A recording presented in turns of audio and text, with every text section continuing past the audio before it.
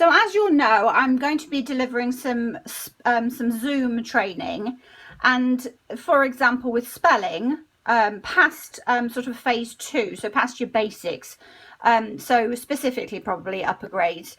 But this is an example activity that I might, that I use all the time with older children, that I really want to make sure that they're moving towards orthographic mapping if they're not there already. If they are, they'll find this activity relatively easy, but it will further enhance their understanding of the code and how phonemes to graphemes map. So how many speech sounds does the letter A represent in this text? And so what I'll do is I'll basically say, open your reader, open your book.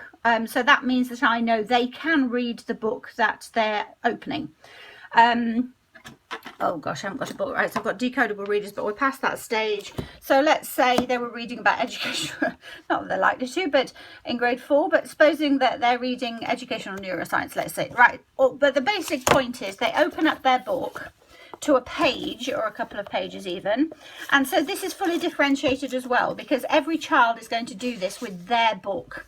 So how many speech sounds does the letter A represent in the text? And you're just giving them a specific amount of text to look at. And how many sound pics, graphemes, represent this sound? So this is two ways. This is look for this A in words. What does it represent? Which speech sounds? And here it's also think about the sounds as you're reading it. Think about the sound, the focus sound here is A. So there are all the choices. So the high frequency ones on the outside, but these are the ones that we're really exploring within this activity.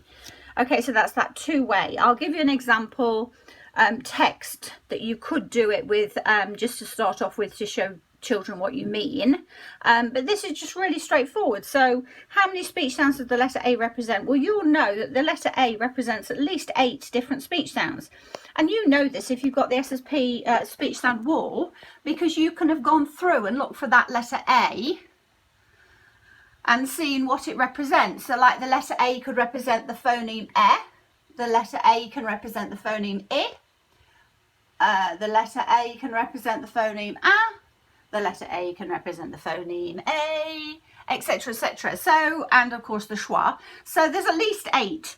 So when we're talking about that way around, that's print to speech, they can use the speech sound wall for that as well, but they're going to specifically explore it in their text. So let's just look at a paragraph. So A, so that's A in the word activity. The sound is A, the phoneme is A. So what they'll do is they will get out the monsters. So I would do it, that they might have either their monster mat out, which every member has, but what they'll do is, right, they'll say activity. So they'll say, okay, so activity, so they might write the word down, activity. There they've underlined it. What's the sound? So they might choose their monster A. I seem to have lost my monster A, so I can't take that off. So I'll just use the card. Okay, so in their book they'll have activity and they'll have put the monster A or on their board or whatever. Okay, let's keep going. Activity across. Okay, so then we write the word and they just keep going. So they're going to underline it. What's that? That's the schwa. And so they go like that. Let's keep going. Activity across the scalp. Ah, we've already got that one anyway. We don't need that one. So we just keep going. So ignore it if you've already got that. A, so that's an A.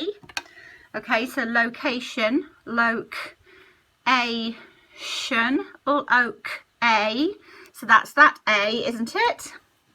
Or we might just, much easier to have the monster A there. It's much easier if the children have got their own monster mat, because then they can just do all these activities, put them away.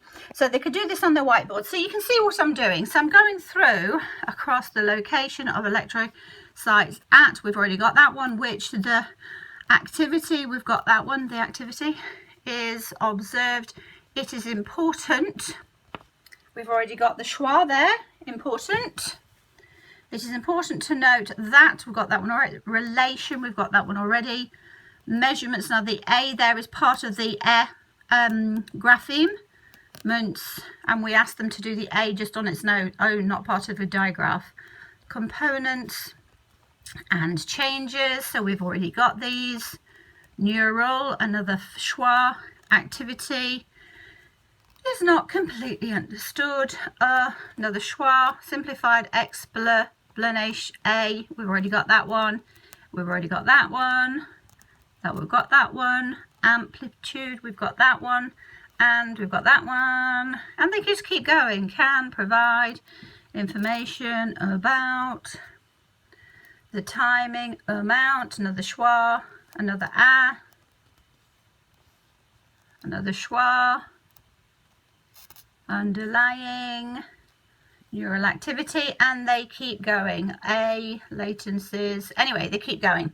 So far we've only got 3. So far we've got the A is for the A grapheme, the A for the schwa, and the A for the A speech sound, not the letter name, the speech sound.